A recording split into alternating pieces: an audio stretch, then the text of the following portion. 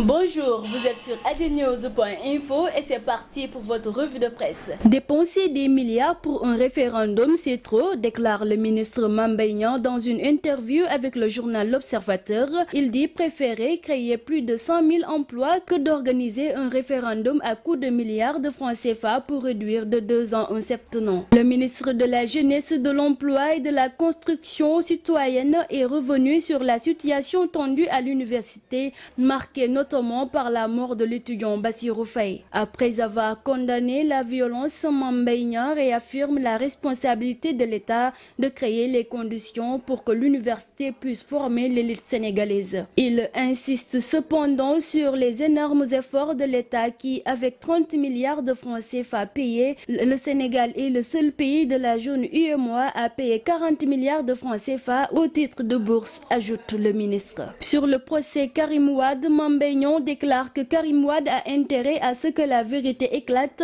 Bientôt un mois que le procès Karim Wade a débuté et la CREI n'est toujours pas entrée dans les débats de fond pour cause la pluie d'exceptions soulevée par les avocats de Wade fils, une chose qu'a tenu à déplorer Mame Mbaye Niang. Procès Karim Wade toujours, les avocats de l'État se sont employés lundi à répondre à 17 nullités et exceptions soulevées par ceux de l'ancien ministre Karim Wade, selon le Populaire. Parmi les 17 nullités et exceptions soulevées par les avocats de la défense figure une qui réclame l'annulation de l'enquête préliminaire sur le patrimoine présumé illicite de Karim Wade. En fait partie également une autre par laquelle Ciré Clédor Ly et ses confrères de la défense voulaient amener la Cour de répression de l'enrichissement illicite à se déclarer incompétente pour juger Karim Wade, mais le parquet spécial de la CREI a estimé que cette juridiction était bien compétente pour arbitrer cette affaire judiciaire. La Cour des comptes, qui a rendu son rapport public 2012 au président de la République, a révélé hier qu'aussi bien dans les administrations publiques,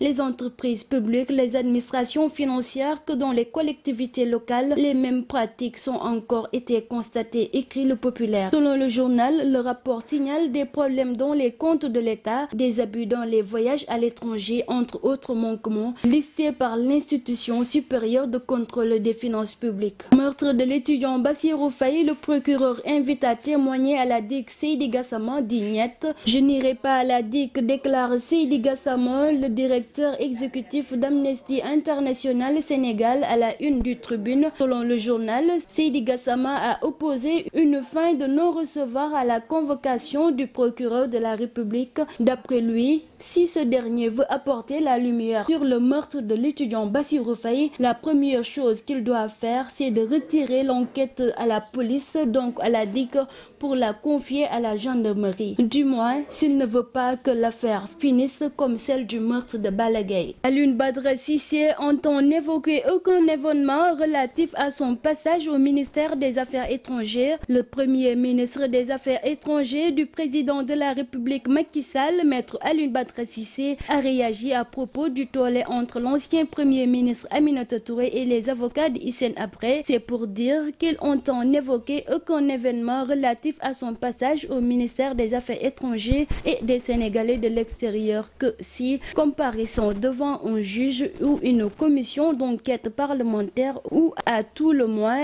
levée par le président de la République de toute obligation de réserve ou de préservation d'informations secrètes et confidentielles dont il n'aurait jamais eu connaissance, n'eussent été les fonctions à lui confier. Fait divers, Ndeye Ndack sert une citation à Tange Tandian, révèle l'Observateur. Dans un article intitulé Scandale à Alkimia, Ndeye Ndack et l'ex-ministre Mor Ngom se donnent un spectacle encore. VIP People fait état de la relation amoureuse entre l'animatrice et l'ex-ministre Mor Ngom. Selon le dit site, Mor Ngom fait suivre Ndeye Ndack après que cette dernière l'ait largué, estimant que cet article la dépeint sous les couleurs d'une femme de mœurs légères, en ce sens qu'il parle d'extorsion de fonds, entre autres pratiques malsaines. Ndeye Ndack sert une citation directe à notre confrère et réclame pas moins de 50 millions de francs CFA pour les dégâts causés.